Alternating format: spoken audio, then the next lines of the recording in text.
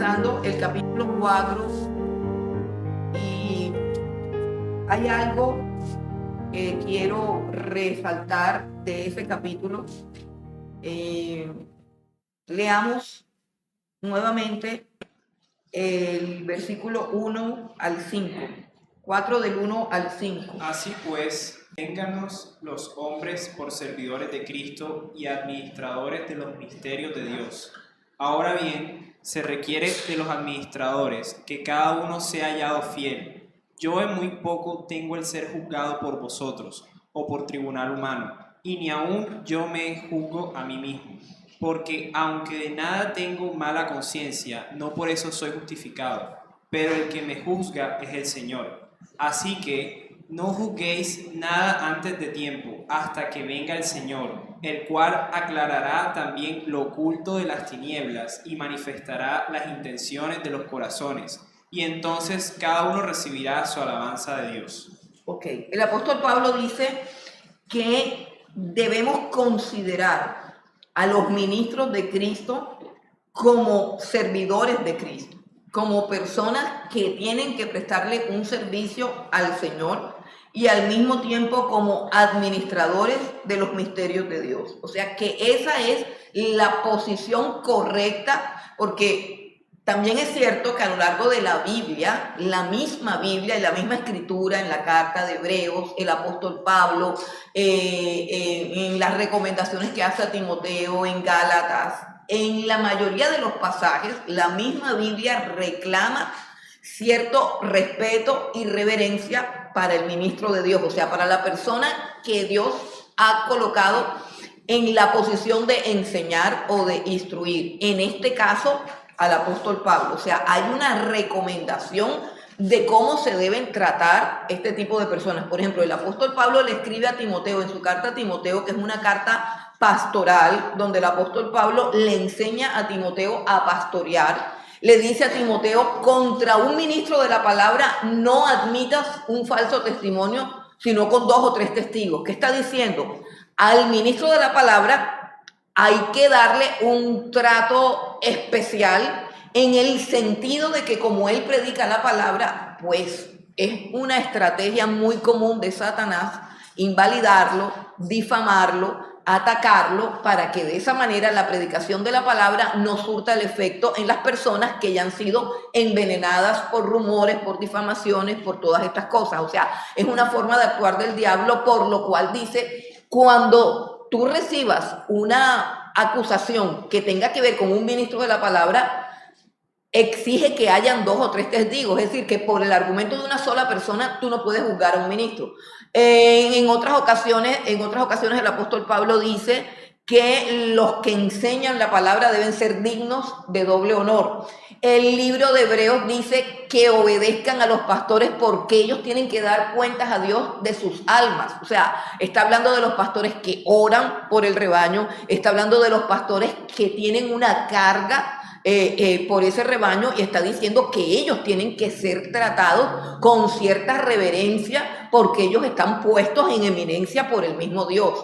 Sin embargo, aquí lo que el apóstol Pablo está rebatiendo es que los están poniendo como en un sitio idolátrico, donde lo que dice Apolos es lo que marca mi perspectiva del cristianismo, y es algo que me hace creer que como yo soy seguidora de Apolos, mi fe, mi ministerio, mi vida espiritual es superior a las demás porque Apolos es más grande que Pablo, o porque Apolos es más grande que Cefas. Entonces, eso recuerden que es lo que el apóstol Pablo está controlando acá. Entonces, ¿cómo debe ser tratado un ministro? ¿Debe ser tratado como igual a los demás? No, porque hay una diferencia. Y el apóstol Pablo dice que es un servidor de Cristo y que así lo debemos considerar, es decir, una persona que le tiene que dar cuenta al Señor Jesucristo. Eso hablando en el caso de los siervos del Señor Jesucristo. Y sabemos que esta recomendación en los corazones de personas que han experimentado decepciones ministeriales grandísimas, es decir, decepciones ministeriales en cuanto a pastores que han mentido, que han robado, que han fornicado, que prácticamente han sido sorprendidos en una farsa. Entonces, frente a todo ese contexto que hay en nuestros días, cualquier persona podría de pronto no tener desarrollada como esa capacidad de respetar al ministro, de respetar al pastor, porque tiene de pronto una experiencia muy destructiva, muy negativa, lo cual es muy normal en nuestros días. Entonces, de repente enfrentarnos a eso de que hay que obedecer a los pastores, hay que respetarlos, ellos son dignos de doble honor, que básicamente en el contexto estaba implicando dignos de doble sueldo, o sea que está estipulado que el que predica el evangelio debe vivir del evangelio, y todas esas cosas que son los derechos, todo eso lo explica el apóstol Pablo. Pero lo que él está rebatiendo aquí es un orgullo, una soberbia que se ha levantado en los seguidores de Apolo, los seguidores de Cefas, y que ha traído, como ya lo hemos visto, divisiones de la iglesia. Entonces él dice, bueno, si ustedes están considerando mal a los ministros de Dios, si ustedes tienen una idea equivocada y tienen una actitud equivocada hacia esos ministros, ¿cómo debe ser la actitud correcta? Número uno, y pienso yo que esta es una recomendación tanto para los miembros de la iglesia como para los líderes y ministros de la iglesia. O sea, tenemos que recordar siempre que si Dios pone a alguien, recuerden los ministerios, y el mismo Jesucristo constituyó a unos, o sea, a unos apóstoles, a otros profetas, a otros evangelistas, a otros pastores. ¿Quién los constituyó? Jesús. Le tienen que dar cuenta a Jesús.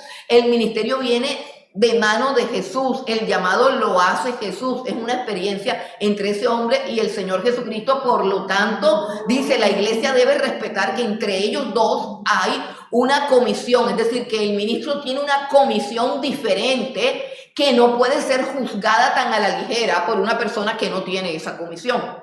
Y dice, los hombres nos deben considerar servidores de Cristo y además administradores de los misterios de Dios.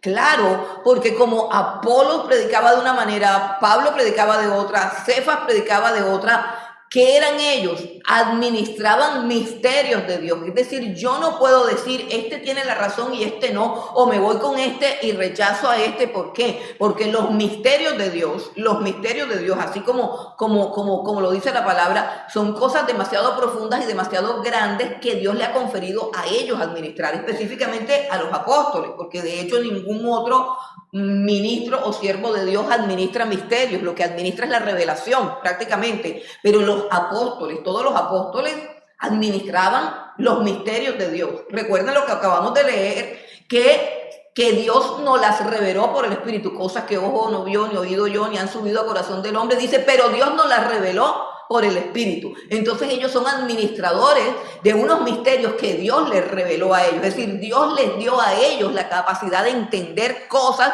que los demás no entienden, y al mismo tiempo los comisionó con la capacidad de enseñarla, es decir, de hacer que los otros las entendieran. Pero esas cosas que estaban ocultas fueron reveladas a los apóstoles. Así también hace Dios con maestros, con pastores. No revela, pero sí da la capacidad de entender y la capacidad de enseñar, capacidad que no tienen todos en la iglesia. Lo que debe tener la iglesia es la capacidad de recibir, la capacidad de aprender, la capacidad de asimilar todo. Pero unos son los maestros, otros son los evangelistas, otros son los pastores, y cada uno recibe un don y cada uno debe operar un don. Pero debemos recordar siempre que el don realmente es una parte de la multiforme gracia de Dios, que es un legado, una misión específica que Dios da, y no tenemos que compararla una con la otra, porque todos los ministros que ministran cosas de Dios,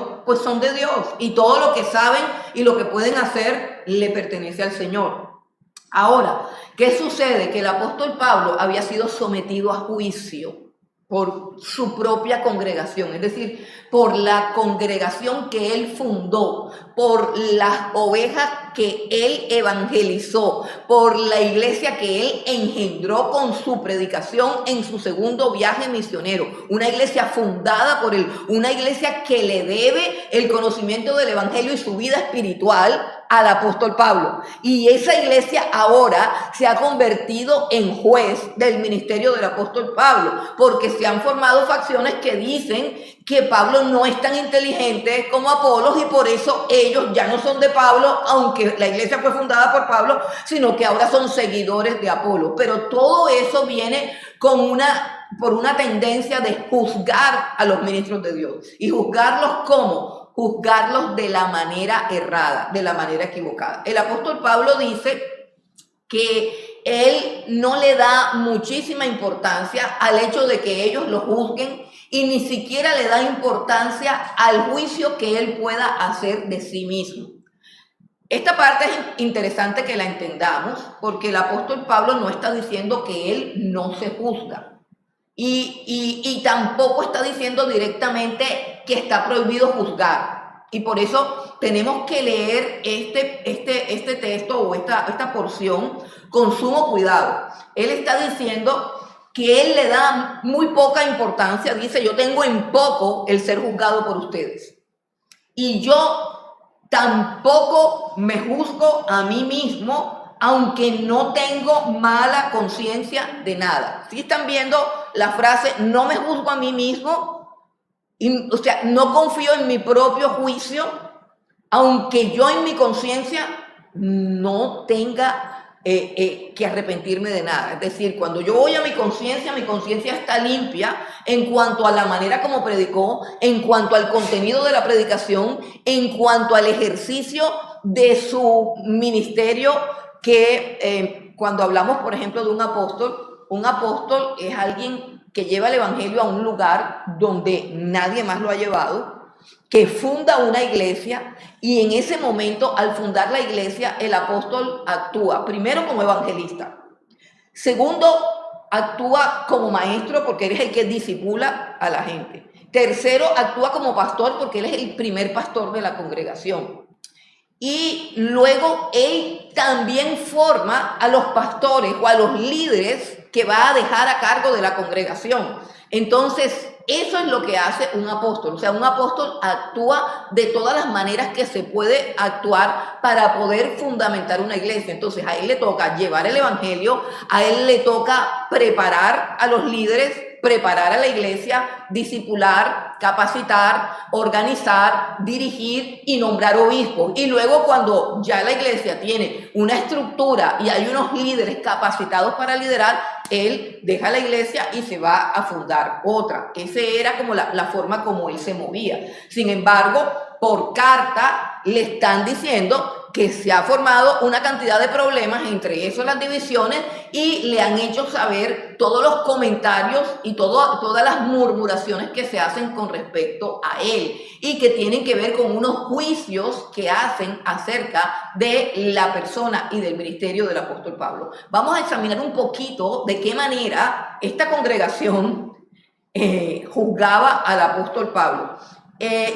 Una de las cosas que él dice en el versículo 4, que aunque él no tiene mala conciencia de nada, no por eso se considera que es perfecto, que todo lo ha hecho bien. Él dice, el que me juzga es el Señor. O sea, él está aguardando, miren eso, él está aguardando y él dice, así que, y le dice a la congregación, no juzguen nada antes de tiempo, hasta que venga el Señor, el cual aclarará también lo oculto de las tinieblas y manifestará las intenciones de los corazones, y entonces cada uno recibirá su alabanza de Dios. Eso es lo que le está diciendo. Está diciendo, aunque yo no tengo mala conciencia, aunque yo creo que estoy haciendo las cosas bien, yo estoy a la expectativa de que el Señor Jesucristo evalúe mi trabajo, me juzgue y me dé un veredicto de si lo he hecho bien o lo he hecho mal. Entonces le está diciendo, ustedes no conocen las intenciones del corazón. Ustedes no saben por qué yo hago las cosas, por qué hablo de una manera y por qué hablo de otra. Entonces básicamente vamos a mirar dos cosas. Al apóstol Pablo lo juzgaban porque su predicación no era con palabras impresionantes, con palabras rimbombantes, porque él no fue, como dice ahí, con excelencia de palabras, es decir, él no enfatizó la retórica, no enfatizó la oratoria, no decoró el sermón, ni tampoco fue a las profundidades de la palabra de Dios, sino que fue muy simple, fue muy elemental, fue muy sencillo, fue muy claro y sobre todo fue muy rústico, muy primitivo. Eso lo hizo a propósito, pero esa simpleza y ese no profundizar fue mal interpretado por la comunidad. Otra de las cosas por las que criticaban al apóstol Pablo, y viendo en contexto, ahí serviría el contexto de ver ambas cartas, es que criticaban al apóstol Pablo o uno de los factores que los llevó a despreciar al apóstol Pablo era todas las tribulaciones y todas las dificultades en las que él vivía. En la segunda carta, y creo que en esta también, hay indicios de falsos maestros que visitaron la iglesia de Corinto, les enseñaron un evangelio diferente o le presentaron un Cristo diferente con su carácter y con su forma de ser y despojaron de dinero a la iglesia. Y él habla de estas cosas, pero el apóstol Pablo nunca hizo eso porque quizás de entrada él siempre vio que la iglesia era un poco carnal y quizás él decidió, para evitar ese problema de la carnalidad de la iglesia, decidió no recibir dinero de la iglesia, sino trabajar. Eso es importante que lo tengamos en cuenta. El apóstol Pablo no se pasó la vida trabajando como dicen por ahí, que mandan a todo el mundo a trabajar. Vaya y dígale a su pastor que vaya a trabajar, que trabajen todos, porque el apóstol Pablo trabajaba y todos tenemos que ir a trabajar. Hermanos, él trabajó en una temporada, en la temporada en que estuvo levantando esta iglesia, porque el Espíritu de Dios lo guiaba. Y el Espíritu de Dios, pienso yo, acá abro paréntesis, le dijo, no le recibas platica a esta gente. Esta gente es de las que da y después cobra. ¿Sí entendieron? Ok. Entonces el hombre se mantuvo porque le recibía plata a los filipenses, le recibía plata a todos los de Macedonia y enseñaba que el que predicaba el evangelio debiera vivir del evangelio. Pero aquí no lo hizo. No lo hizo. ¿Qué tal si lo hubiera hecho? Y el tremendo problemón que tiene, y no lo hizo. No recibió dinero de ellos, pero luego, y me imagino que con tristeza y con dolor, se da cuenta que hay falsos apóstoles que han venido disfrazados como ángel de luz y que sí están extorsionando a la iglesia y la iglesia está feliz. Y la iglesia está feliz. Eso es lo que es una iglesia carnal. Entonces, una de las cosas por las cuales despreciaban al apóstol Pablo es que, como para que lo podamos entender, él no era el tipo de apóstoles falsos que hay ahora, que se bajaba en hotel 5 estrellas, que nunca le pasaba nada porque nunca se enfermaba, porque nunca tenía necesidad, porque nunca tenía problema, sino que todo lo contrario. Y él hace una lista de todo lo que él ha sufrido acá, bueno, de todo no, de una parte de sus sufrimientos, y él explica que la vida de él se ha convertido como en un espectáculo humillante porque Dios lo ha exhibido a él en todo tipo de tribulaciones y en todo tipo de necesidades. Eso es lo que dice el apóstol Pablo. ¿Y qué está haciendo él? Está tratando de desbaratar un prejuicio que aún en nuestros días existe en la iglesia. Aún en nuestros días los apóstoles son adorados y juzgados por el éxito económico, numérico, ministerial y de todo tipo que tienen. Y la gente corre así, con la boca así, la baba saliéndose detrás de hombres llenos de arrogancia, llenos de altivez, que han hecho un negocio con la piedad. Pero a las iglesias les gusta. Eso es lo que quiere, ese es el tipo de hombre que quiere. Entonces, ese problema que nosotros tenemos ahora se presentó por primera vez en la iglesia de Corinto. Entonces, en el versículo 6 dice, por esto, hermanos, lo he presentado como ejemplo en mí y en Apolos. Ni Pablo ni Apolos tenían la culpa de que los hubiesen convertido en los nombres de las facciones ni de las divisiones internas de ellos. Dice, por amor de vosotros, para que nosotros aprendáis a no pensar más de lo que está escrito, no sea que por causa de uno os envanezcáis unos contra otros. Es decir, que por causa de un hombre, Apolos, o de un hombre, Pablo, están armando problemas unos contra otros. Y el versículo 7 dice, porque ¿quién te distingue? El apóstol Pablo está hablando a alguien. Miren que esta es una carta que es una respuesta de un listado, un informe que hacen acerca de los problemas que se están presentando. Pero por supuesto que aquí en esta carta no están los nombres de los que lideraban esas divisiones.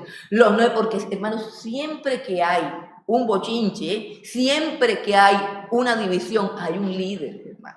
Hay un líder, hay alguien que tiene liderazgo y que necesita hacer adeptos, que necesita hacer un grupo. Por lo general hay alguien que tiene una personalidad arrolladora y no la usa para fortalecer la iglesia, sino para dividirla. Entonces siempre que hay una división en una iglesia, siempre hay alguien que la está dirigiendo. Entonces el apóstol Pablo le está hablando a alguien, a esa persona que está llena de arrogancia, que está llena de altivez y que con toda seguridad tiene dones, tiene talentos, tiene sabiduría, es brillante, tiene carisma y está logrando arrastrar a un grupo de personas a su liderazgo, por así decirlo. Entonces él lanza una pregunta que parece que es al aire, pero es una pregunta personal porque no está en plural. Él cambia el plural por el singular y dice, ¿quién te distingue o qué tienes que tú no hayas recibido? Y si lo recibiste, ¿por qué te glorías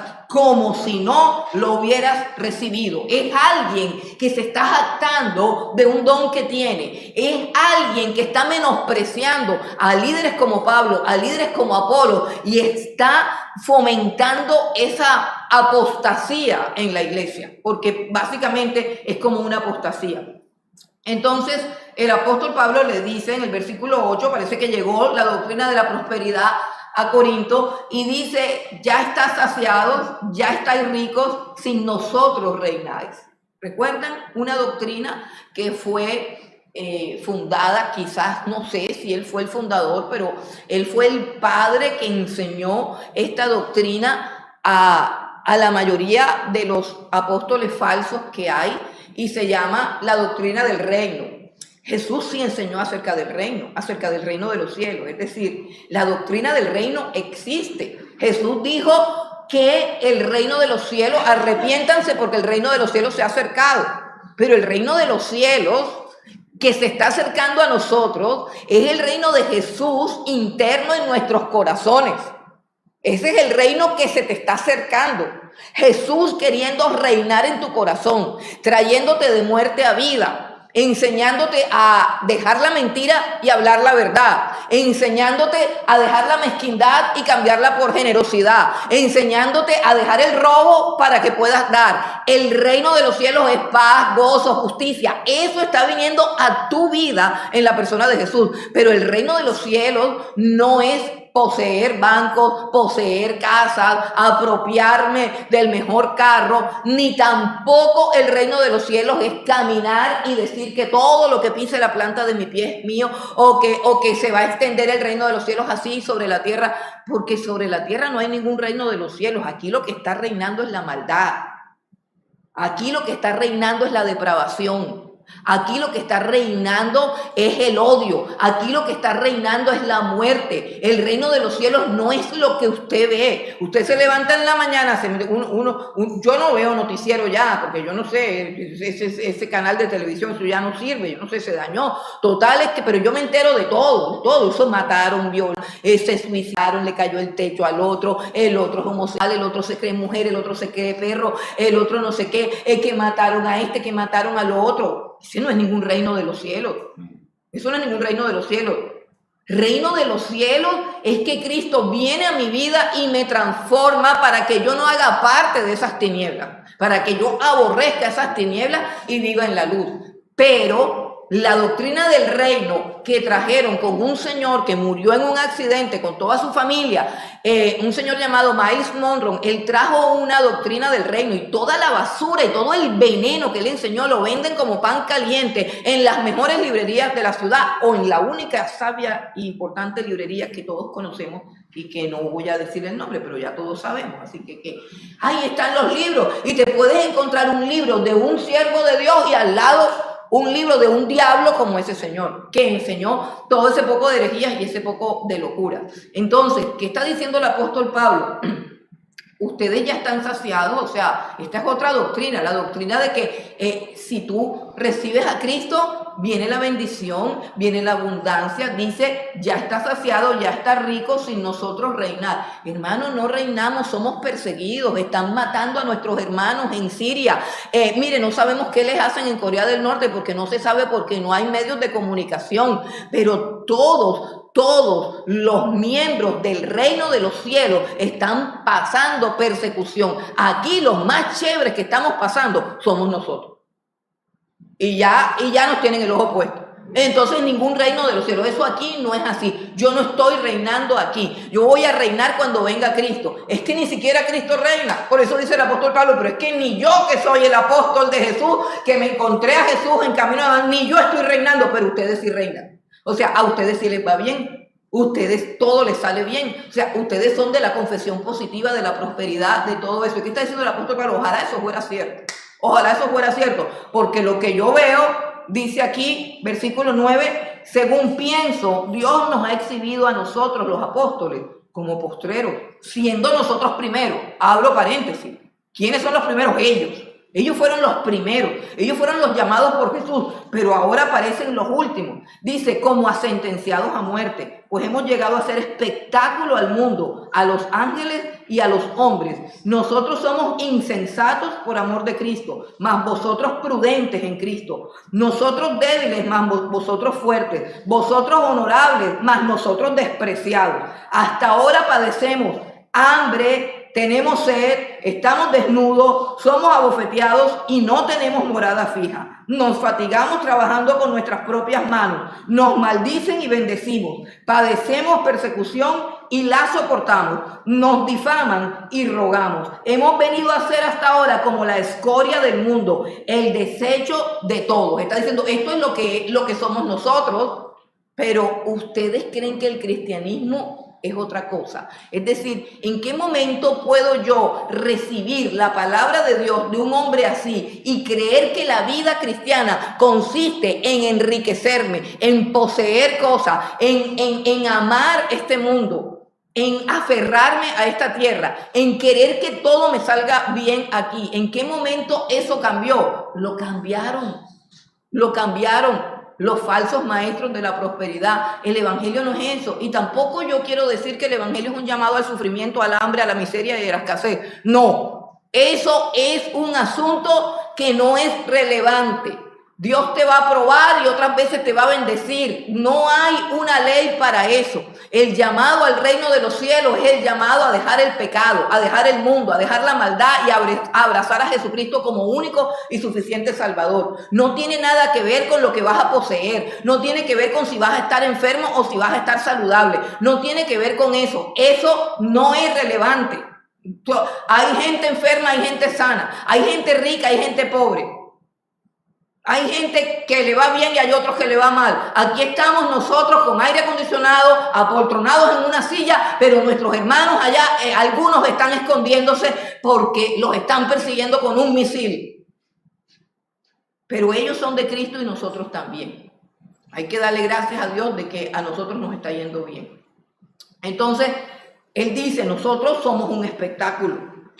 Ahora dice el versículo 14, no les escribo para avergonzarlos, sino para amonestarlos como a hijos míos amados, porque aunque ustedes tengan 10,000 años en Cristo, 10,000 años, o sea, ha llegado gente hasta decir nomás, no tendrán muchos padres, pues en Cristo Jesús yo los engendré por medio del evangelio. Por lo tanto, os ruego que me imitéis. ¿Cómo imitaríamos al apóstol Pablo? Usted alguna vez, si le queda difícil imitar a Cristo, porque cuando uno dice es que nosotros tenemos que crecer a la estatura de un varón perfecto que es Cristo, yo creo que ni intentamos siquiera pensar eso cómo sería. Pero qué tal si de pronto la ponemos un poquito más abajo y decimos, ¿será que la vida del apóstol Pablo puede inspirarnos en nuestra manera de vivir? ¿O será que la inspiración que tenemos es la inspiración de los maestros nuevos, modernos de la prosperidad, que dicen que si te está yendo mal es porque de pronto no has diezmado, no has pactado o que tienes un pecado oculto? Porque es que te tiene que ir bien. Porque toda la tierra que pise la planta de tu pie tiene que ser tuya.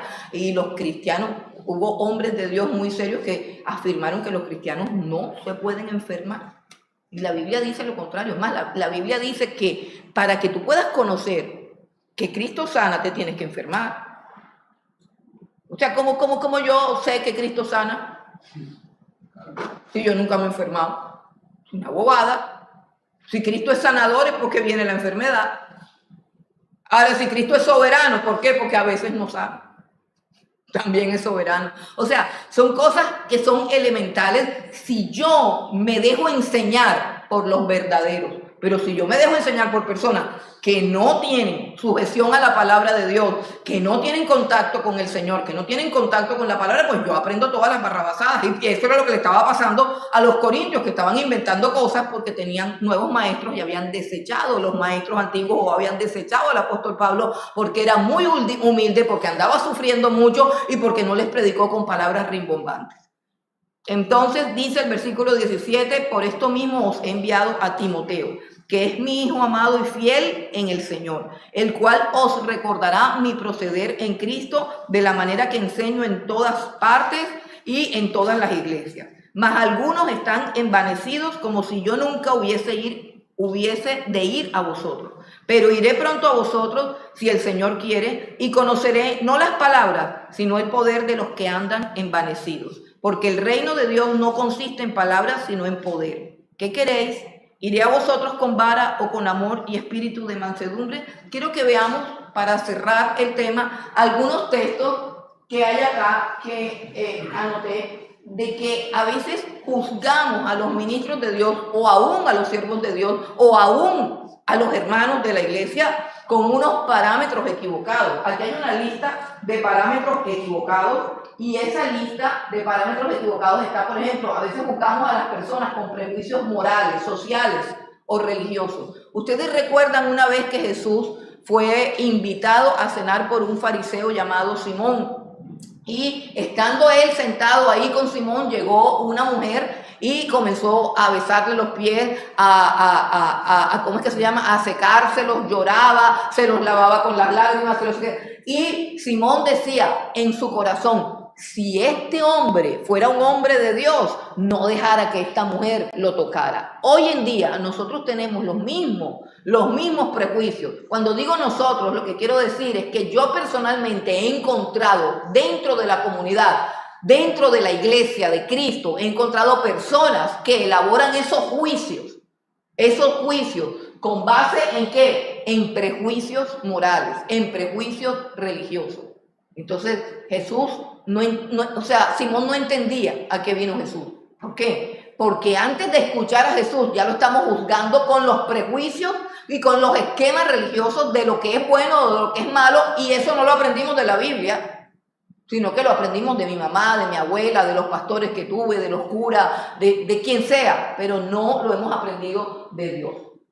También juzgamos por las condiciones económicas de una persona. Todavía en la iglesia hay quienes le dan un trato especial a los que por apariencias obvias muestran tener una condición económica acomodada y los tratan de una manera, mientras que a otros los tratan de otra manera. Todavía hay iglesias que juzgan, eso se llama juzgar. Cuando yo trato a un hermano según su ropa, según su carro, según su casa, según el grado de a dónde llegó en el colegio o en la universidad, y al otro lo trato de otra manera, estoy haciendo un juicio entre los dos hermanos. Y todavía lo hay en la iglesia.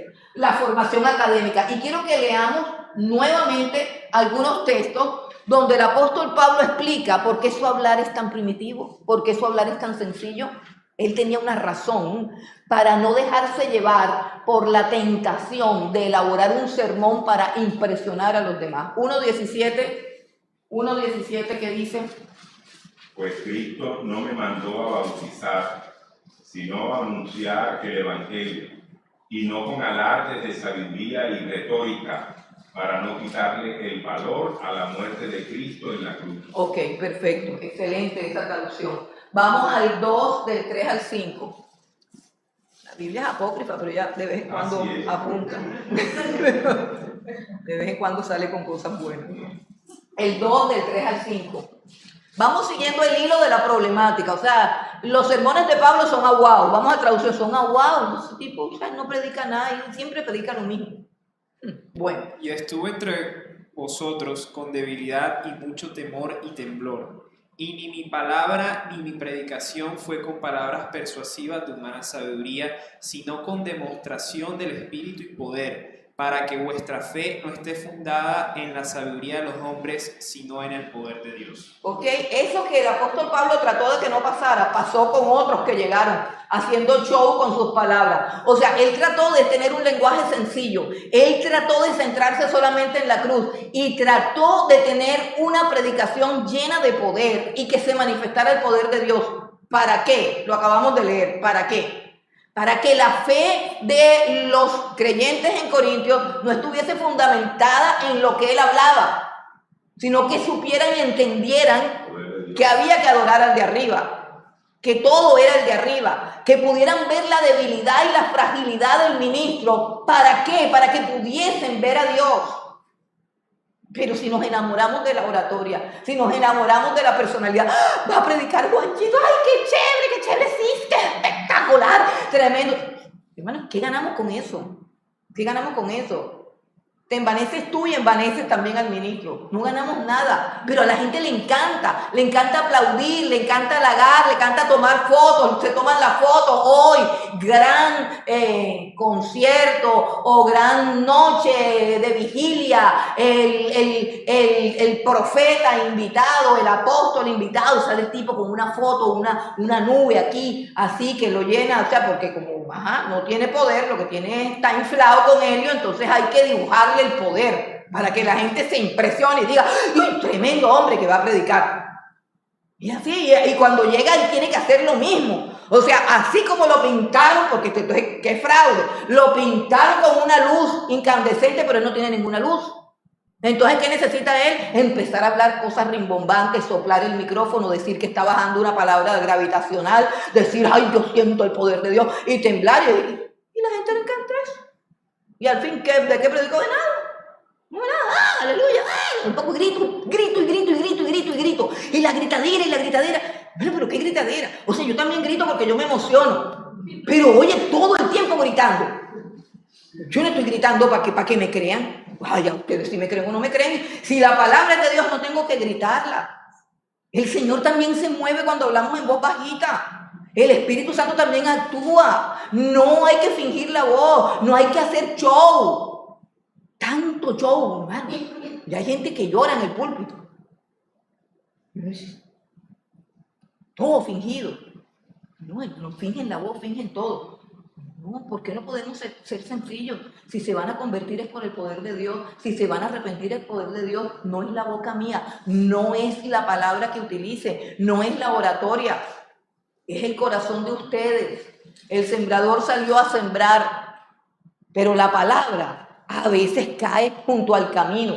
¿Qué es junto al camino? Las personas que hoy oyen y mañana se van a oír otra cosa. Hoy oíste esto, sí, Corintios 4, no sé qué. Mañana, ¡ay, mira! Aquí te mando un sermón acerca de la gran tribulación. ¡Ay, qué chévere! Y mañana estás oyendo la gran tribulación. A la media hora te mandan uno acerca de cómo doblegar a su marido. Entonces estás hablando de cómo arreglar el matrimonio que ya se dañó. Después a la media hora estás hablando de un sermón. Eso se llama los del camino. O sea, no tienes enfoque, no vas para ningún lado. No vas para ningún lado. No tienes un estudio sistemático de la Biblia. Si tú quieres aprovechar el curso, tú puedes venir todos los jueves aquí, pero eso va a pasar sin pena de gloria. Si tú en tu casa no sigues leyendo, no sigues profundizando, no sigues orando, no sigues arreglando las cosas que están mal aquí. Si tú no permites que tu mente sea transformada con base en lo que está aquí, no va a pasar nada. Mañana escúchate todos los sermones, los de Gigi Ávila, los de Marco Witt, el del Señor de los Anillos, lo que tú quieras, escúchame. Escúchame, te vas a quedar en las mismas, porque tienes la cabeza llena, así como el celular, baja, sube, baja, sube. ¿Qué hiciste? Perder tiempo. Y así está en la cabeza de nosotros. No podemos concentrarnos en nada, no tenemos enfoque, no estamos aprendiendo nada. ¿Por qué? Porque hoy oímos aquí, mañana oímos acá. Esos son los del camino. Los otros son los que tienen problemas y no vuelven. Los de espinos tienen muchos problemas, están muy emproblemados, están endeudados, tienen a la abuelita enferma en la clínica, ya no pueden venir. No pueden venir 2 horas a la clase, no, porque la abuelita... Tú te pasas las 24 horas cuidando a tu abuelita en la clínica. Tu abuelita se va a morir porque tú vengas a clase. Hay gente que dice, no, yo tengo que chuzar el celular aquí porque yo tengo un negocio importantísimo y lo tienes que chuzar justo a la hora de la clase. Ah, porque si tú dejas de chuzar el celular y tú dejas de contestar las llamadas de tus importantes negocios, aquí hasta ahora te vas a morir del hambre. O sea que tú no conoces a Dios. El que te da de comer es Dios. El que te hace prosperar es Dios. El que hace que el negocio funcione es Dios. Entonces, no, yo no puedo atender a Dios aquí porque es que yo soy una persona importantísima. Yo tengo una multinacional que tengo que dirigir y la tengo que dirigir ahora, hoy, jueves a las 8. Entonces, ¿dónde está Dios? No lo has conocido, sencillamente no lo has conocido. Yo creo que Juan Carlos quiere hablar. No, sí, yo quería... Es que le está dando vuelta y vuelta porque pongamos en el 4.7, debí decirlo antes, pero es algo muy importante, y pienso yo que en el 4.7, que la Biblia 60 dice, ¿quién te distingue? Y aquí dice, me parece que es más entendible para todo lo que viene después, porque claro. Dice, ¿quién te da privilegios sobre los demás? Más claro, porque ese es el problema en sí. Exacto. O sea, ¿quién te está dando más? Exacto, ¿quién te está poniendo en autoridad? Si aquí todos estamos igual. Exacto. Y el que Dios pone, por eso que él dice, téngannos los hombres como sirvientes. Es que la palabra servidores también suena bonito, pero realmente si uno la traduce tal cual, sirvientes de Cristo. No crean que es más nada, sirvientes de Cristo. No que es importante, no. Bueno, entonces hay otro texto, ¿cuál fue el último que leímos? Ok, ahora vamos 3 del 1 al 2. Es que quiero que miremos cómo se desarrolla la idea de por qué Pablo era tan simple al hablar. Yo, hermano, no pude hablarles entonces como a gente madura espiritualmente, sino como a personas débiles, como a niños en cuanto a las cosas de Cristo. Además, ¿verdad? Sí, hasta ahí. Les di, no, es que Hasta leí sí. El 2. Les di una enseñanza sencilla, igual que a un niño de pecho se le da leche en vez de alimentos sólidos, porque ustedes todavía no podían digerir la comida fuerte y ni siquiera pueden digerirla ahora. Okay. Poco ácido es. Exacto. Ok. Es que él está diciendo, porque es que ahora yo les explico, y más adelante con otro texto nos vamos a dar cuenta, el desprecio que sienten a Pablo es porque consideran que hay unos predicadores más rimbombantes que él. Eso es como, hermano, quiero estudiar la Biblia, quiero hacer un estudio profundo de escatología, quiero hacer un estudio profundo de teología propia, ¿cierto? Pero yo no he aprendido a adorar a Dios. Ni siquiera sé cantar las alabanzas. Ni siquiera sé llegar a la hora del culto. No aporto nada para el evangelio. Ni siquiera sé saludar a mis hermanos. Eso y que vuestra gentileza sea conocida a todos los hombres, eso no es conmigo. Yo llego y ya. Soy una persona malhumorada. Le debo plata a todo el mundo. Hermano, esa persona, ¿para qué le vamos a enseñar escatología? ¿Para qué le vamos a enseñar escatología? El otro día yo tenía a una señora viviendo con un señor, de chévere. Ella agarró al señor y se fue a vivir con el señor así de chévere. Y viene a la clase de Ezequiel, donde hablan de todos los adulterios y fornicaciones, y Ezequiel sacando rejos. Yo decía, Señor, tú la trajiste para que se convirtiera y dejara de fornicar y dejara de, Señor. Y yo, primera clase igual, segunda clase igual, tercera clase igual. Yo, hijita, qué pena, pero no puedes seguir en la clase. No puedes seguir en la clase. Una mujer con un amante. Y no es que ella tenía el amante y se convirtió. No, y eso lo vamos a ver. Oye, tú te convertiste estando soltera. Deja el ajite y quédate soltera. Te convertiste estando casada. Bueno, si tu marido te permite ser fiel a Cristo, aguántatelo y deja de molestar. No, pero es que ¿cómo es que se llama? Un enredo, un corre para allá, una búsqueda de hombre, o que no quiero al que tengo, o que quiero otro, o que me lo cambien, o que... Bueno, hermano, pero... sí. Entonces, ¿yo cómo le voy a enseñar a esa señora que no tiene dominio propio, que se está quemando, que prefiere negociar todo? Usted tiene un hombre que no le da nada, que no le aporta nada. Le voy a enseñar la gloria de Dios en Ezequiel. No, hermano, no se puede. No se puede. Eso es lo que dice el apóstol Pablo. Eso es un asunto que es elemental. Si tú no sabes leer ni escribir, ¿cómo te voy a dar una clase de literatura? Si tú no sabes ni contar, ¿cómo te voy a llevar a las ecuaciones de las variables? Es algo sencillo, es algo elemental. Está diciendo, pero es que ustedes ni siquiera no tuvieron ningún respeto por el apóstol Pablo, no tuvieron ninguna demostración de amor, de afecto ni de gratitud por el apóstol. A él le tocaba trabajar. Se trasnochaba haciendo carpas y a ellos no les importaba. Pasaba todo el día predicándoles, enseñándoles, discipulándolos, y de noche tenía que ponerse a trabajar con Priscila y con Aquila, que eran los que lo ayudaban. Y de aquello nada. ¿A qué clase de personas les estaba enseñando? ¿Y qué quería que le enseñara? Hermano, ya sí hay una cantidad de creyentes, pero no voy a seguir en el tema porque ese es un tema que me puede hacer resbalar por otro lado, así que continuemos por aquí. ¿Por dónde era que íbamos? Bueno, íbamos para el 5. Bueno, no, acá falta un texto que yo les dije que les iba a leer. Las apariencias físicas.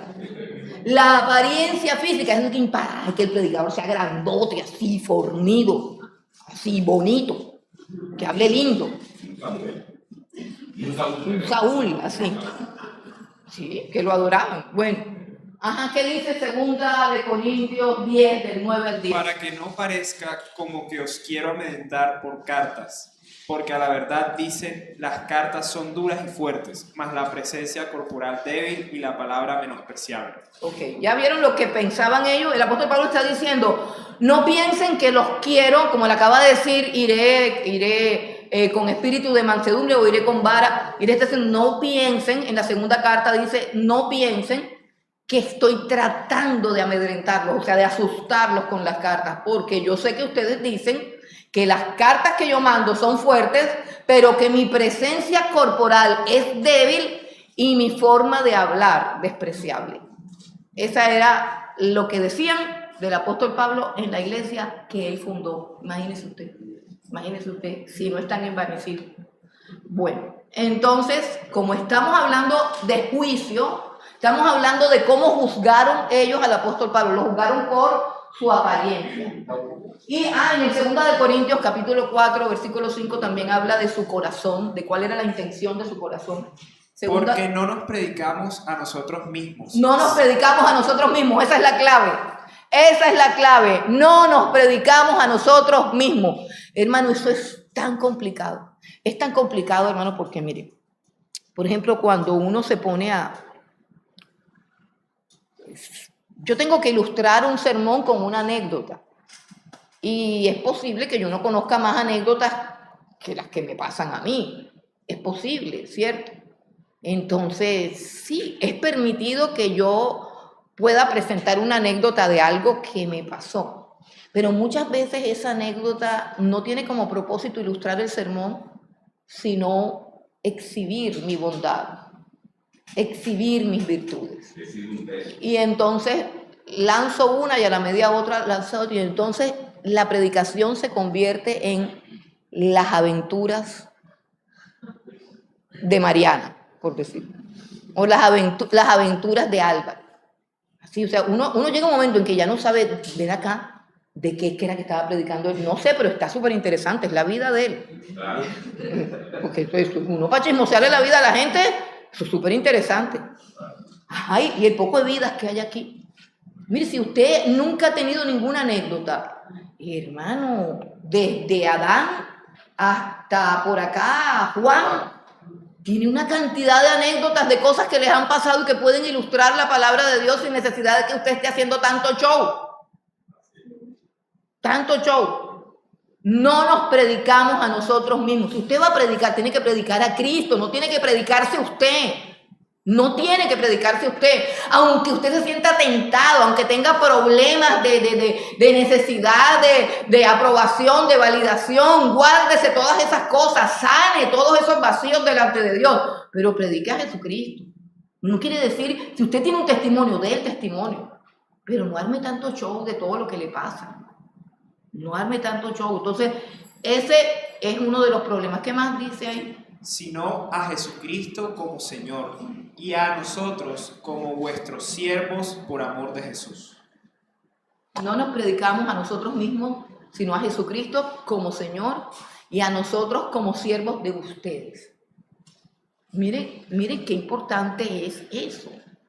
Predicarnos como siervos de ustedes. O sea, si se trata de predicarme yo, me tengo que poner en posición de sierva, no en posición de yo mando aquí y ustedes me deben aquí. No. Es interesante la teología que tiene el apóstol Pablo del ministerio. Aprenda. Si usted tiene un llamado, si usted es el ungido, el iluminado, si usted pasa todo el día en la gruta de Dios y Dios le tenga mucho cuidado, hermano. Tenga mucho cuidado, no sea que se esté predicando usted mismo y que usted no tenga un comportamiento o una actitud de siervo hacia las personas a las que le predica. Usted no es el juez de las personas a las que le predica, usted es el siervo que Dios ha puesto para que los ministre. Y eso tiene que modelar su forma de hablar y su forma de dirigirse a la congregación. Esas cosas se ven. Y así es como Dios respalda o no respalda a alguien, si no tiene la actitud correcta, si no tiene el lenguaje correcto. Lo demás queda simplemente en el yo. Y el único premio, pues, son los aplausos que se va, las personas que lo adulan, los regalos que le dan y todo lo que ese supuesto líder pueda ganar cuando se predica a sí mismo, cuando se promociona a sí mismo. Tenemos que abrir los ojos. Tenemos que abrir los ojos y cuando vengamos acá tenemos que buscar a Jesús. Si no está Jesús en el púlpito, váyase para otro lado. Ahora, ese asunto de cómo juzgaron al apóstol Pablo y el llamado que él hace a no juzgar nada antes de tiempo, forma un contraste interesante con el capítulo que viene ahora. Porque en el capítulo que viene ahora hay un llamado a juzgar. Pero vamos a ver ese contraste, que parece que hubiese una contradicción, pero no la hay. Y por eso quiero lanzarme enseguida, para que no se pierda el hilo de lo que estamos diciendo, quiero lanzarme enseguida al capítulo 5. Y leemos del capítulo 5 del 1 del 1 hasta el 5. Vamos a leer. 5 del 1 al 5. De cierto se oye que hay entre vosotros fornicación, y tal fornicación cual ni aun se nombra entre los gentiles, tanto que alguno tiene la mujer de su padre, y vosotros estáis envanecidos. ¿No debierais más bien haberos lamentado para que fuese quitado de en medio de vosotros el que cometió tal acción? Ciertamente yo, como ausente en cuerpo, pero presente en espíritu, ya como presente he juzgado al que tal cosa ha hecho, en el nombre de nuestro Señor Jesucristo, reunidos vosotros y mi espíritu con el poder de nuestro Señor Jesucristo, el tal sea entregado a Satanás para destrucción de la carne, a fin de que el espíritu sea salvo en el día del Señor. Ok. Vamos a hacer de cuenta que no hemos leído lo de entréguenlo a Satanás para que las mentes puedan llegar a donde quiero primero. El apóstol Pablo está hablando de una congregación que se dedica a juzgar todo por las apariencias, que se dedica a juzgar todo por el lenguaje, por la oratoria y por todas esas cosas. Pero, oh, qué contraste que en esa misma congregación hay un fornicario que se acuesta con la madrastra y eso no lo han juzgado. O sea, eso ha pasado por alto. O sea, ellos están pendientes de que el apóstol Pablo predica aguao, o de que el apóstol Pablo es bajito, o está calvo, está enfermo, es debilucho, pero no están pendientes de la fornicación tan espantosa que hay en el seno de la congregación, sino que andan juzgando a los ministros. Ahí es donde está, digamos, el contraste tan terrible que no es otra cosa sino hipocresía. Eso se llama hipocresía religiosa. Es la falsedad más grande. El Señor Jesucristo dijo que ellos cuelan el mosquito, pero se tragan el camello. A eso se refería el Señor Jesucristo. Hay cosas que no se pueden juzgar, ¿como cuáles? Como la apariencia de una persona, como por qué una persona habla bonito y la otra no habla bonito, por qué este tiene plata y este no tiene plata, por qué este se enferma, por qué este no se enferma, por qué este está mal vestido y por qué este está bien vestido, etcétera, etcétera. Esas son bobadas. Pero hay cosas que sí se tienen que juzgar, como por ejemplo, ¿por qué en la iglesia se oye, se rumora? Porque es que, mire, la fornicación tiene tan mal olor que se siente. Porque los que fornican no fornican en la iglesia, fornican por allá en un cuarto, en un apartamento, usted ya sabe a dónde. Hermano, pero eso tiene un olor tan apestoso que por mucho que lo escondan, el olor y la podredumbre siempre viene a la congregación y eso se convierte en rumores para allí y rumores para acá. Rumores para allí, pero tú has visto, todo esto, sí. Eso, una fornicación no la puede esconder nadie. Eso la esconden un ratico, pero eso después explota. Eso es como una olla podrida que uno tapa y bueno, al principio pues la tapa ahí sostiene la cosa, pero de repente ya ni la tapa vale y el olor a podrido va a salir. Eso es lo que es una fornicación. Así que no se preocupe por encontrar fornicarios, que ellos salen solitos.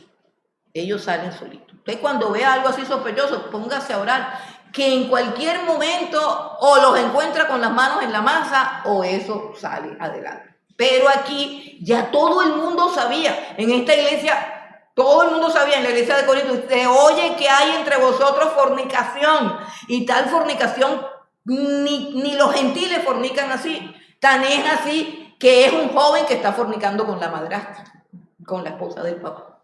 Y eso todo el mundo lo sabe, y a eso sí no le han echado lente, a eso no, de eso no han hablado, eso no lo han juzgado. Entonces, una de las cosas, o uno de los, de las herramientas de defensa de los hipócritas y de los falsos maestros, son aquellas palabras de Jesús que dice, no juzguéis para que no sean juzgados. Saben que ese es el top número 1 del versículo más torcido que hay en la historia de la Biblia. ¿Por qué? Porque si nada más con que tú leas, no juzguéis para que no sean juzgados. ¿Cómo le vas a quitar la paja del ojo al hermano? Primero quítate la viga y después juzga, porque eso es lo que dice. Antes de ir a quitarle la paja al hermano, primero quítate la viga de tus ojos. Y luego dice que ahí sí puedes juzgar. O sea, está hablando de que el juicio es algo que debe hacerse con mucha delicadeza, con la delicadeza y la precisión de un oftalmólogo que va a sacar algo del ojo. Ya. Así debe ser el juicio. No está diciendo que no se debe juzgar. Está diciendo que tenemos que tener mucho cuidado a la hora de juzgar. El apóstol Pablo dijo, yo no le paro bola ni a los juicios de ustedes ni a los que yo mismo hago, porque un día Jesús va a sacar lo oculto, lo que está en ti. O sea, hay una cantidad de cosas que no sabemos, que no conocemos y que un día van a salir a la luz.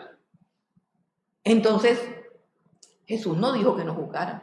Y después de que dice que te quites la viga del ojo, dice, no le deis vuestras perlas a los cerdos, no sea que se den la vuelta y los despedacen. ¿Y yo cómo hago para saber quién es cerdo y quién no? Si no puedo juzgar. ¿Ah?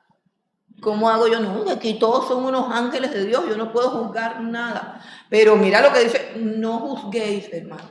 No juzguéis porque el único que juzga es Dios. No, Señor. Eso es una falsedad.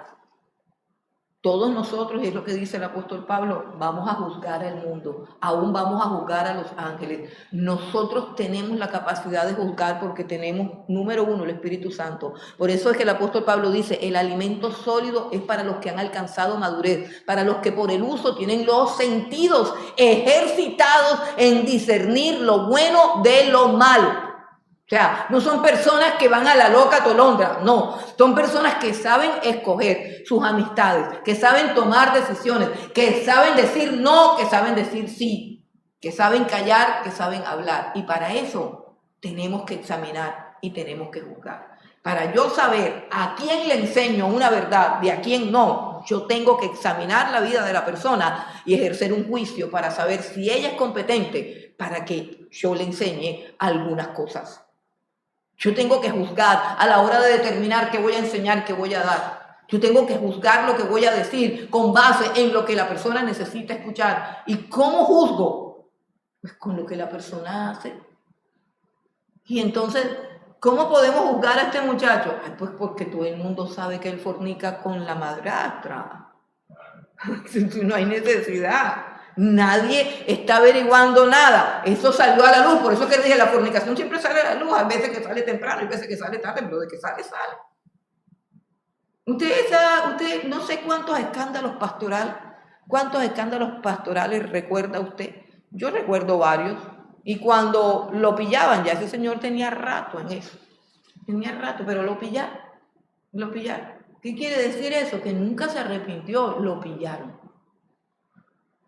Hermano, arrepentimiento es que tú estés fornicando, oigas la palabra de Dios, porque esa oportunidad siempre la da Dios, siempre la da Dios.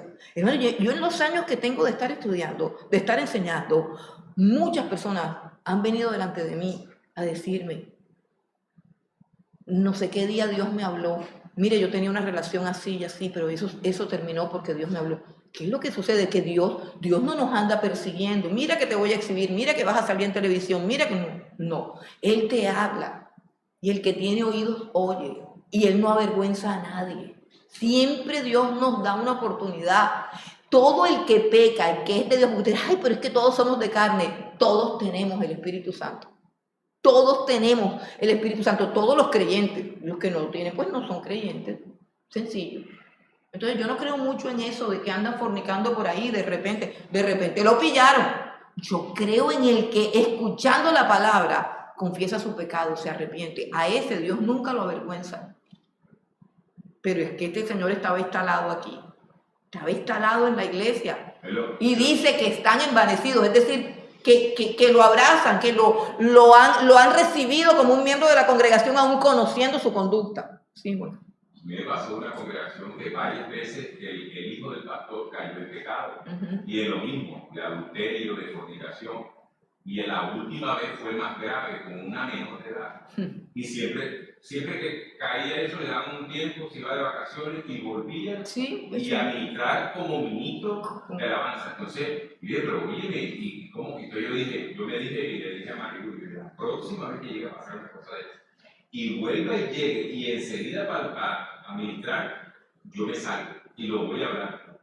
Y entonces la respuesta de esa persona fue, ajá, ¿y cuánto tiempo tengo que darle de disciplina? Y yo le dije, no, yo no estoy hablando de tiempo de disciplina, pero porque ya ha caído varias veces y vuelve y llega a la congregación y no pasa ni siquiera un tiempo. Pero es que disciplina no es, o sea, una cosa es la disciplina, otra cosa es el privilegio. Disciplina es que yo lo castigue o le haga algo, Pero si ya no cumple los requisitos para el ministerio, no está en disciplina, él votó el ministerio ya. Ya hay unas 3 veces, entonces le dije, no, ya yo no soporto más esto, más me voy. Entonces, Que ese es el problema. Disciplina es que lo baje de tocar un rato, lo mande de vacaciones y luego, no, hermano, no. Es que bajarlo no es disciplina. Es simplemente un privilegio para el cual ya no está apto. No es disciplina, no es castigarlo, si ya Dios lo perdonó. El mismo día, si se pone a llorar ahí, a Dios, ese mismo día Dios lo perdona. El problema es que ya no puede ministrar porque los ministros tienen unos requisitos y no lo estamos disciplinando. Si a mí me dicen que uno de los que cantan, uno de los que tocan, uno de los que está haciendo algo, yo no considero decirle, no cantas más y no predicas más como una disciplina. Eso no es disciplina. Simplemente hay unos requisitos para estar arriba. Ya no los cumple. ¿Por qué? Disciplina sería que Dios te abandonara, que te pasara algo grave. Eso no es disciplina. Hay que bajar a la persona de ahí porque no cumple con los requisitos. O sea, ¿cómo una persona que no ha cuidado su pureza ni su integridad va a administrar a los que sí lo han hecho? No es justo, ya no es justo, no es correcto. Así de sencillo, no es correcto. Pues esa es una posición bastante compleja, pero hermano, yo personalmente yo no creo en eso porque uno no fornica así. Siempre digo, uno no sale a la calle y va caminando, orando y dice, ay, me dieron unas ganas de fornicar de pronto. Eso no pasa así, eso no pasa así. A nadie le pasa eso. Es que yo tengo una cosa, que yo salgo y me dan ganas de fornicar. El hermanito cayó, se resbaló. No cayó, no se resbaló. Él fue y se tiró. Olvídese, no se cayó. Él vio el hueco y dijo, me tiro y me importa un rábano. Ok, tírate, pero ya no vengas a reclamar lo que ya perdiste. Se acabó, así de sencillo. Buscando, no. Es que los adulterios y las fornicaciones están juzgados. Yo no estoy juzgando nada, yo simplemente digo, usted está fornicando. No, usted no puede cantar, ¿qué va a cantar? Imagínate un fornicario cantando, ¿qué va a cantar? La gloria de Dios, la santidad, ¿qué es lo que va a cantar? Nada, él tiene que dedicarse a arreglar su cosa. Dios lo perdonó, claro. Yo no considero disciplina. Entonces vamos a restaurar al hermanito, lo volvemos a poner ahí. Puede ser que sí, hermano, pero eso no puede ser así tan ligero. Tiene que dar un fruto de que de verdad ya es otra persona, de que de verdad ya no, pero ya. Cumpliste, ¿sabes cuánto? 3 meses por allá en las montañas de Carolina del Norte. Entonces.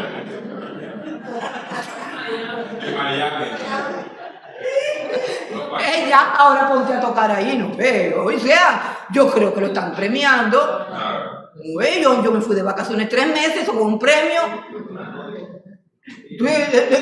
La próxima vez cometo algo, mándame para Australia 3 meses y regreso peor, hermano, las vacaciones son lo peor que hay, no sé, si uno pierde el año las vacaciones.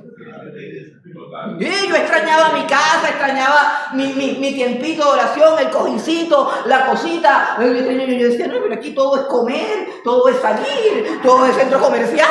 No, yo me voy a morir aquí, me voy a morir. Esas son las vacaciones, eso es lo más peligroso que hay. Así es. No, imagínate, acaba de fornicar y lo mandan de vacaciones. Peor, lo que traen es un monstruo y luego lo suben ahí. ¿Para que ministre a uno? No, hermano, eso no es así. Lo siento, pero eso no es así. Yo eso digo que no es así por la Biblia. No, pero es que en todas las iglesias es así. No sé. Yo no sé si en todas las iglesias es así, pero en la Biblia no es así. Total, es que ellos tenían a su fornicario ahí, tenían su cosa ahí, y estaban felices, eso les parecía normal. Dice, y vosotros, versículo 2, y vosotros están envanecidos, o sea, juzgando ministros, juzgando doctrinas, dándoselas de eruditos, y tenían el pecado ahí. Dice el versículo 7, limpiaos pues de la vieja levadura para que seáis nueva masa sin levadura como sois, porque nuestra Pascua, que es Cristo, ya fue sacrificada por nosotros. Así que celebremos la fiesta no con la vieja levadura ni con la levadura de malicia y de maldad, sino con panes sin levadura de sinceridad y de verdad.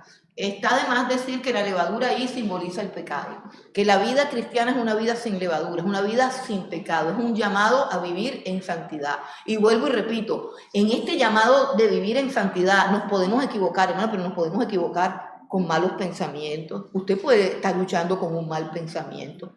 Usted puede estar luchando con un sentimiento, con una emoción, no sé, con ver un programa que no debe ver, con que a veces dice mentira. Hermano, pero luchando porque se va a ir a fornicar y lo están esperando allá. Yo no creo en esa lucha, perdónenme, eso no es una lucha, eso es una persona que no le ha amanecido, no es ninguna lucha. Ojalá todos los pecados fueran tan fáciles como dejar de fornicar. Ojalá fuera fácil no pensar lo que a veces uno piensa, no tener deseos de cosas que no debemos desear. Ojalá eso fuera así. Me digan, no puedes fornicar, tienes que dejar al señor este que te gusta porque es casado, por lo que sea.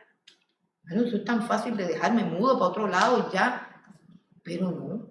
¿Y qué va a fornicar? Hay que hacer todo un preparativo. Claro, me cuesta plata, eso no es gratis. Tengo que coger el sitio, el lugar. Todo, eso cuesta plata. ¿En qué momento mi esposa me va a llamar? Tengo que apagar el teléfono, Hermano, eso es todo un show. O sea, una persona así como va a predicar algo el domingo.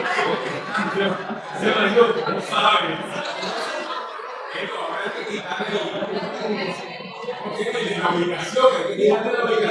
Hay que hacer de todo, o sea. Ya sabe dónde está. Y entonces no, y que el hermanito resbaló, el diablo le metió. No, el hermanito no resbaló nada, el hermanito apostató, se fue, ya ni mi hermanito se va. Bueno, hermano, versículo 9, esto es importante, el apóstol Pablo les recuerda un principio. Versículo 9, les he escrito por carta que no se junten con los fornicarios. No, absolutamente con los fornicarios de este mundo o con los avaros o con los ladrones o con los idólatras. Pues en tal caso os sería necesario salir del mundo. Él está diciendo, yo no dije eso. Yo no dije que no se juntaran con los fornicarios del mundo. Yo no dije eso porque si no se pueden juntar con ningún fornicario del mundo, con ningún avaro, con ningún lado, usted no puede ir al trabajo. Usted no puede ir al trabajo, no puede ir a la tienda. Usted lo que es un tendero, trabajan de domingo a domingo, nunca salen de vacaciones, avaros como ellos son. ¿Cómo usted va a comprar en la tienda si ese señor es avaro? ¿Cómo puede vivir? Dice, no, más bien está diciendo el versículo 11, recuerden que es una carta para responder. Entonces le están diciendo al apóstol Pablo, no, que tú dijiste que no se juntaran con los fornicarios, pero ellos están diciendo que no se van a juntar con los que fornican allá afuera, o sea, con los que van allá al burdel, con esos no, pero con los de aquí dentro sí, porque somos hermanitos. Entonces él dice absolutamente con los fornicarios de este mundo o con los avaros. Más bien, versículo 11, les escribí que no se junten con ninguno. Abran el ojo, hermano, abran el ojo, mejor los oídos, porque esto es una bomba. No se junten con ninguno que llamándose hermano fuere fornicario o avaro o idólatra, o maldiciente, o borracho, o ladrón, con el tal ni aún comáis, que llamándose hermano. ¿Sí ves? No, pero hay gente que es más buena, como Saúl, que perdonó al rey Agag y a todos, porque dice, no, yo soy más bueno que Dios. Yo tengo que juntarme con el hermanito porque el amor de Dios todo lo puede, porque yo puedo ayudar al hermanito a que cambie. No, hermano, no. Aquí, repito, aquí hay una bomba. Si usted la quiere recibir, recíbala. Si no, siga creyendo en lo que dice el Señor de los Anillos o en lo que dice los otros ministros que se han levantado y que tienen otra teología. Hermano, aquí dice que con ninguno que siendo un hermano supuestamente cristiano, practique estas cosas: fornicación, avaricia, ladrón, idólatra. Dice maldiciente, borracho, ni siquiera te sientes a comer con él. Pero repito, ay, hermanos tan buenos, ay, que desde aquí los estoy viendo, una bondad que tienen, un amor que tienen. con todo ese poco hermanos? Bueno, entre comillas, aquí dice que no. ¿Y qué hay que hacer con el señor el muchacho que se acuesta con la madrastra? ¿Qué hacemos con él? Dice, hay que sacarlo de la congregación. Ay, pero eso como duele, como dice eso en la Biblia, eso no puede ser. Aquí dice, léalo, hermano, léalo. Y no solamente al fornicario, hay una lista de hombres que hay que sacar, de personas que hay que sacar de la iglesia, además del fornicario, sacarlos de la iglesia. Los divisionistas, dice, después de una y otra amonestación, desechan, porque se han corrompido. Los fornicarios, para afuera. No, hermanito, pero hay que, el amor, hermanito, eso no es así. Sacarlo. Dice, el tal, ahora sí vamos con el versículo, en el nombre, vamos al 4, en nombre de nuestro Señor Jesucristo, en el nombre de nuestro Señor, o sea, la autoridad para expulsar a un pecador de la iglesia viene de Jesucristo. Él lo enseñó en la palabra. Ahora, aquí hay algo que el apóstol Pablo está dando un ultimátum, recuerden, está diciendo, lo saca. Queda obvio que como a él le están dando el informe y el muchacho es el amante de la madrastra, queda obvio que ya lo confrontaron, que ya lo amonestaron, que ya lo exhortaron, pero les quedó faltando el último punto. Hay que sacar.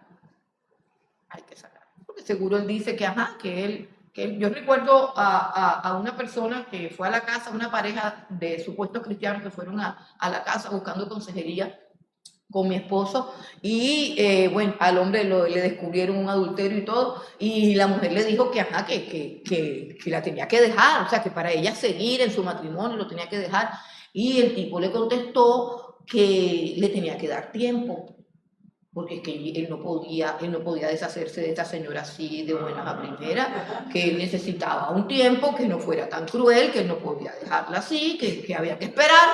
¿Cómo le parece? Pues, hermano, son cosas. Bueno, entonces, esas son cosas que pasan en la iglesia. Entonces, dice que el tal sea entregado a Satanás para destrucción de la carne, a fin de que el espíritu sea salvo en el día del Señor. Las probabilidades de que una persona que está cometiendo un pecado, que está practicando un pecado, se arrepienta mientras la iglesia le da una cobertura. Escuche, la iglesia, y estoy hablando de la iglesia como una entidad local, o sea, la iglesia local, la comunidad local es una cobertura. Por eso es que se enseña que usted debe pertenecer a una iglesia, porque Cristo tiene un cuerpo, no tiene tumores en la cabeza. O sea, hay gente que dice, no, yo no me he apartado de Cristo, sino que yo no me congrego. No, te has apartado de Cristo porque Cristo tiene un cuerpo y el cuerpo, no, la mano no está pegada en la cabeza, los pies no están pegados en la cabeza, no, todo tiene una estructura. Entonces, la persona que está dentro de una comunidad tiene una cobertura que la da la autoridad que Dios tiene sobre esa iglesia. Es una cobertura. Ahí sí creo yo no creo en las coberturas de los ¿cómo es que se llama esto? Las coberturas esas grandes de los concilios y eso. Yo en eso no creo porque eso no aparece en la Biblia. Pero la cobertura de una iglesia donde tú perteneces como cuerpo es una cobertura espiritual. Las probabilidades de que un hombre que está practicando el pecado se arrepienta, si la congregación le está dando esa cobertura, le está dando ese abrazo, son 0.0. Es imposible. Les doy un ejemplo del mundo. Es imposible que un drogadicto se rehabilite mientras tenga una casa donde llegar. No les gustó, ¿verdad? Es imposible que un drogadicto se rehabilite mientras tenga una casa donde llegar, le den comida, lo fortalezcan para volver a drogarse. Y así sucede con los alcohólicos, con los drogadictos, con todos los que practican cualquier tipo de vicio. La única manera, la única salvación que tienen, no hay otro camino, es que usted se aparte y lo deje solo para que dé el primer paso, que es darse cuenta que tiene un problema. Claro. Porque la persona viciosa, drogadicta, alcohólica o viciosa de lo que sea, es incapaz de reconocer su error. Es la persona más manipuladora que hay.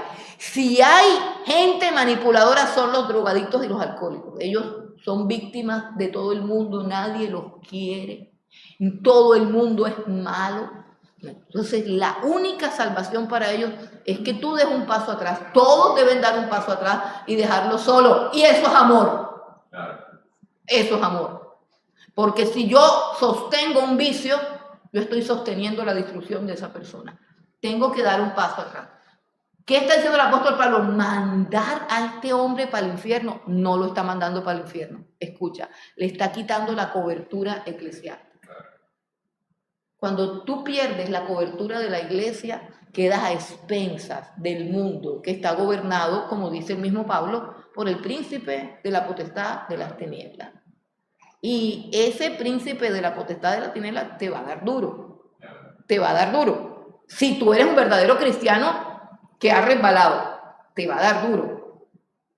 Y en esa limpia que te van a dar, que pues será el mismo Dios, porque la verdad es que Satanás es un agente de Dios, en el sentido de que Dios le permite a él hacer lo que conviene que haga para el reino de los cielos. Entonces, la iglesia lo saca, él queda en el mundo, y en el mundo le van a pasar cosas, porque ya no queda bajo la potestad de Cristo, sino bajo la potestad de las tinieblas. Y ahí va a aprender lo que es el pecado y va a valorar lo que Cristo le ofrecía. Por eso dice, el tal se ha entregado a Satanás para destrucción de la carne, a fin de que el espíritu sea salvo en el día del Señor. Es un procedimiento final, porque no se arrepintió cuando lo llamaste, porque no se arrepintió con 2 testigos, porque no se arrepintió con toda la iglesia. Entonces ahora que se vaya para el mundo, porque él quiere vivir como un impío, que viva su vida como un impío y que recoja el resultado de su pecado, y luego así su corazón puede ser quebrantado y se puede arrepentir. Pero es imposible, repito, que alguien se arrepienta si tú lo estás sobando como si fuera una víctima. Y eso aplica, así como Dios dice que dirijan la iglesia, así debemos dirigir nuestra casa. El que no se ajuste, que se vaya. Y eso detiene a tus hijos de ser inútiles, de ser viciosos, de perderse, de ser sinvergüenza, y hace hombres y mujeres de verdad. Tienen que respetar los límites de la casa, y si no, tienen que ir fuera de la casa. Esa es una de las enseñanzas que nadie recibe, pero yo insisto en darla, porque a Dios le funcionan, a mí también me funcionan, a mí me han funcionado. Yo he comprobado que hacer lo que Dios dice, no lo que mi corazón dice, ni lo que dice mi mamá, ni lo que dice mi abuela. Pero tú si eres mala, ¿cómo vas a botar ese pelado a la calle? La Biblia dice. La Biblia dice. Pero como siempre sale Saúl, que es más bueno que Dios, ahí está. Terminan perdidos. Entonces, dice el versículo 13 dice, no, vamos del 12. Porque ¿qué razón tendría yo para juzgar a los que están fuera? ¿No juzgáis vosotros a los que están dentro? Porque a los que están fuera Dios juzgará. Quitad pues a ese perverso de entre vosotros. Dice, quitadlo de entre vosotros. Pero ¿sabe qué es lo que pasa aquí? ¿Qué es lo que pasa en la iglesia de ahora? Que si yo descubro que, no, Juanchito, no, Rómulo Rómulo y no, están haciendo algo malo, muy malo, y yo los llamo y llamo a los ancianos y hablamos, mira, tú estás haciendo esto, no sé qué, no sé cuándo. ¿Sabes lo que pasa? Quiere que les diga lo que pasa y qué ha pasado y que muchos han sido protagonistas de eso. Entonces el hermanito se va y comienza a no venir a la iglesia. porque le hicieron el primer llamado de atención. Al siguiente domingo no viene. Eso es, yo me quedo hablando con los hermanos, vamos a ver que el domingo no viene. Vamos a ver. Si viene es porque es de Dios. El que acepta la disciplina es hijo. El que no la acepta es bastardo. Eso lo dice la Biblia.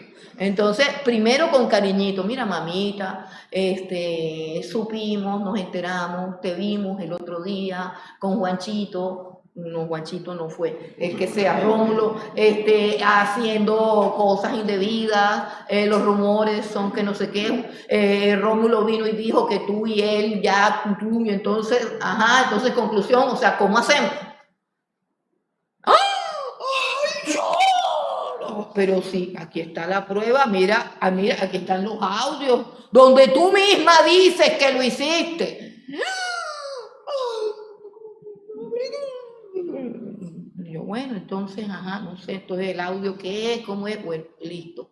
Entonces, bueno, sí, yo voy a aceptar la disciplina porque usted es mi pastora, yo la respeto, yo voy a aceptar. Ojalá que sea cierto, pero no me lo creo. Entonces, domingo no viene, el otro domingo no viene. Entonces, vienen todos los Saúles, eso es un ejército de Saúles, y llaman a la hermanita. Ay, ¿por qué no has venido a la iglesia? Y ahí comienza el show. Ay, no, es que he estado muy enfermita y allá en la iglesia nadie me quiere, nadie se importa, ay, no me quieren. Y nadie sabe porque yo tengo que cubrirla y no tengo que decir que ella está haciendo lo que está haciendo y lo que ya tenemos probado. Pero como aquí todo el mundo es más bueno y aquí nadie sabe lo que es, entonces, ay, sí, pobrecita, ay, no han llamado a Romulita, ay, la tienen solita, ay, pastor, imagínate que Romulita está toda triste porque nadie pregunta por ella. Yo, sí, triste, y así, y después Romulita va donde otro pastor que no sabe, que no tiene ni idea de las que ha hecho acá, y dice que acá no tenemos amor, que acá nosotros somos unos legalistas, que no hay misericordia, que no hay compasión. En conclusión, la ponen allá. Entonces, ¿cuál disciplina? Si la votamos de aquí, la reciben allá. Entonces, total, esto está complicado, pero allá sí se podía hacer. Fuera contigo. El modelo es este. El modelo es este. Y yo sí les digo, evalúen la cosa, porque funciona en todos los ámbitos. Funciona en la iglesia, funciona en la casa. Y esa gente que es tan noble, que dice, yo no haría eso, esa gente lo que es hipócrita. Eso se llama hipocresía. Esos son los que critican lo que no deben criticar, pero esto sí se lo trata. Y eso era lo que estaba pasando. Luego dice litigios entre los incrédulos, pero ya se nos fue el tiempo. El capítulo 6 queda para la próxima clase, que es el mismo tema, acerca de cómo resolvemos un conflicto entre dos cristianos. ¿Cuál es la manera correcta de abordar un conflicto? Hay un hermano que te debe una platica, ¿qué hacemos? ¿Lo demandamos o qué? Hay un hermano que está haciendo algo, ¿qué hacemos? Entonces, ese es el tema de la próxima clase. Bueno, Dios los bendiga.